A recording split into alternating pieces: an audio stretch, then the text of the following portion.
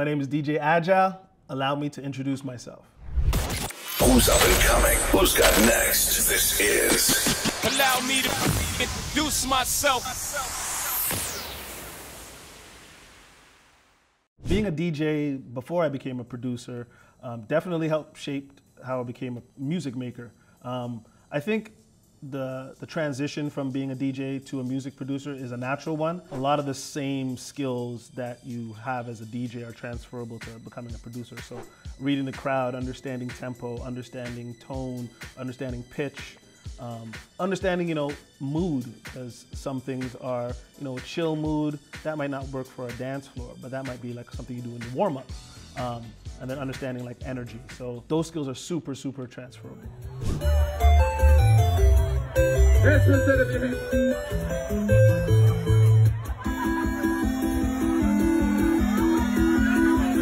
Listen, he said, listen.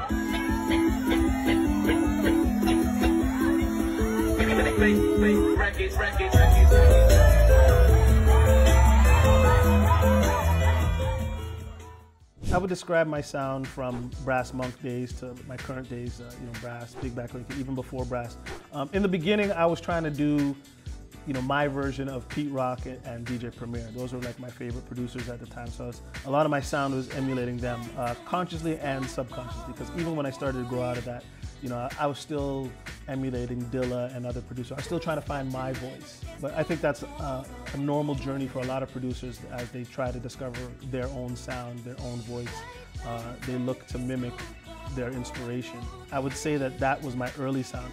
I would say now my sound is more unique. It's, I'm really into a lot of genres of music. So I'm into like soulful house, I'm into down-tempo house. I'm really into Afro beats and R&B and amapiano, and that's kind of like what I really, really love. And of course, I was birthed in hip hop, so that's always there. So it's like an amalgamation of all those sounds. That's kind of where I'm at right now, but I've definitely found my voice.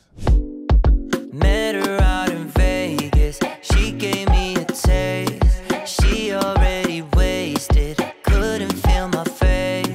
She said it's the weekend.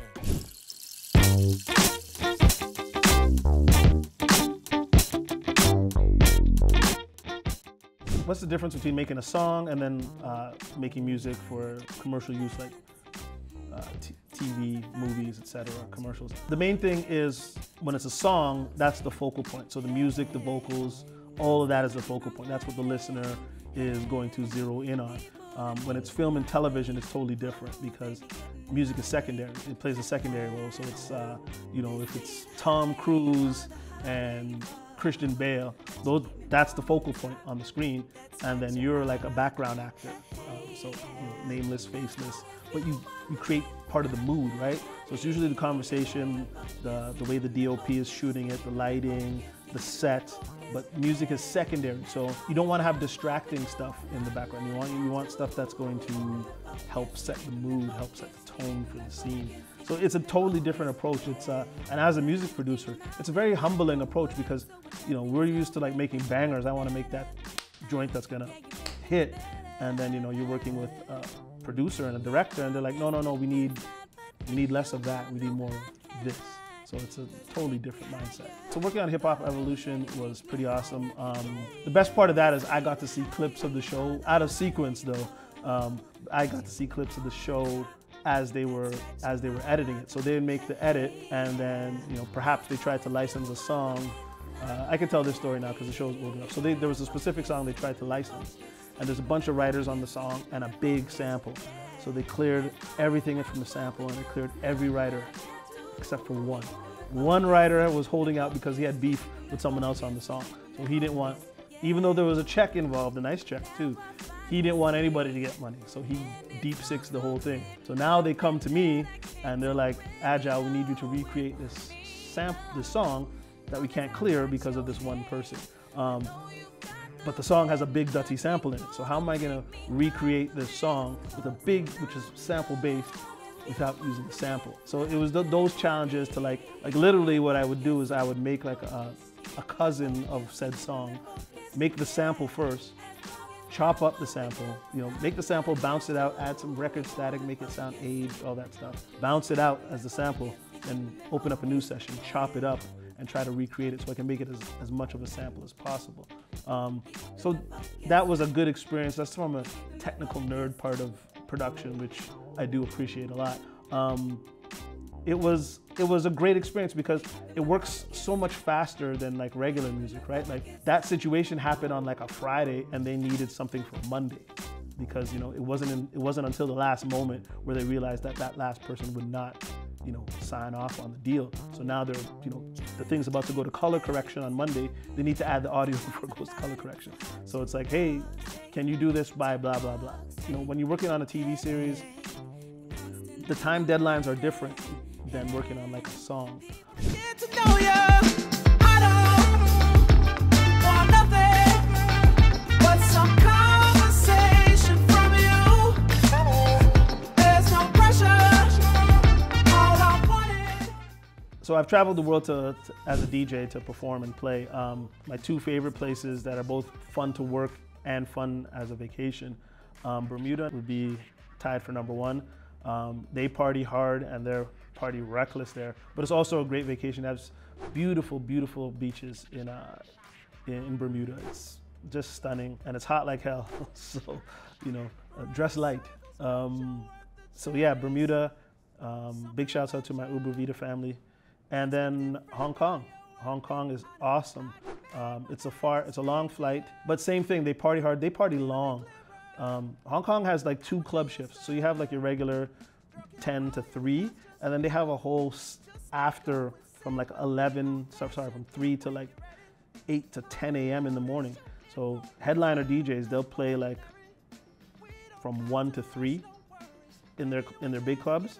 Then they'll go get breakfast, and then they'll play from like 5 to 8 in the morning. They'll do 2 shifts at 2 different clubs, which is, I mean, it's crazy because they're making an obscene amount of money, but it's a long night. But it's also, you know, Hong Kong is it's like New York, it's like London, it's very fast moving, a lot of people. It's a nice place to take like a hectic vacation. So if you want like a little energy, you want stuff moving nice and quickly, yeah, Hong Kong for sure. And the party scene is amazing.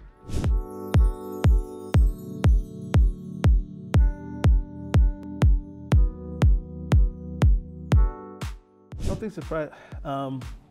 I'm a big sci-fi nerd.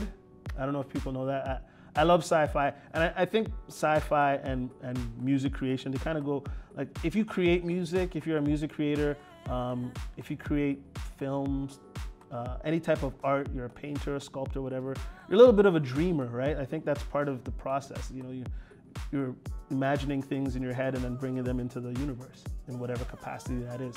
I think that's what sci-fi is. It's like some stuff that doesn't exist yet or could exist. And I just think, you know, stories and visuals about what a future could look like is amazing.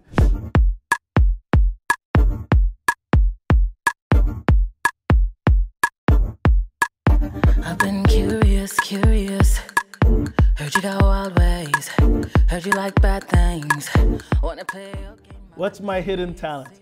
It's a good question. I think in a previous life, I was probably a NBA sporting scout. You know, that's my hidden talent. Yeah, I'm a...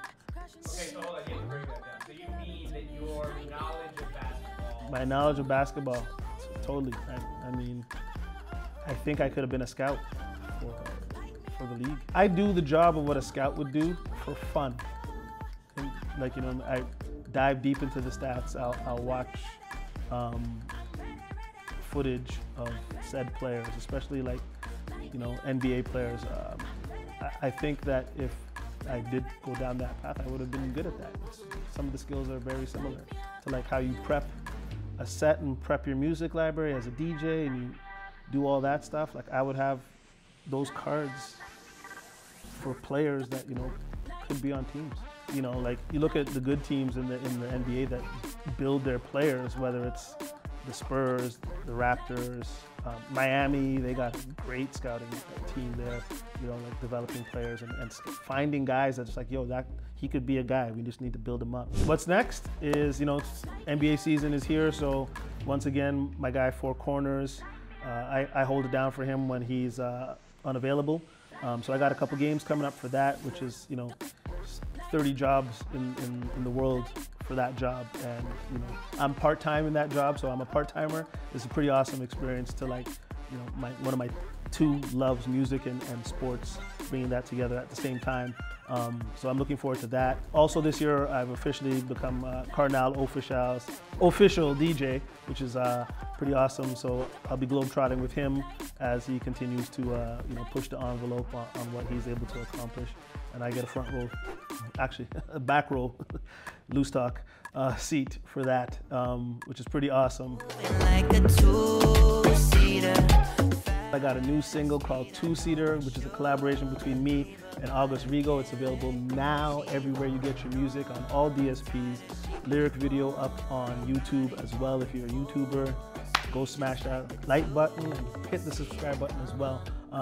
And that's the setup for my new project called We Still Can't Done, which is going to drop in spring of 2024. I'll have a new single before that. I stream still Monday to Friday as often as possible on Twitch. And I'm an official Apple Music mix DJ. My first mix is up right now. It's called Afro Beats Workout Volume 1. Go run that up. My name is DJ Agile, and I just introduced myself.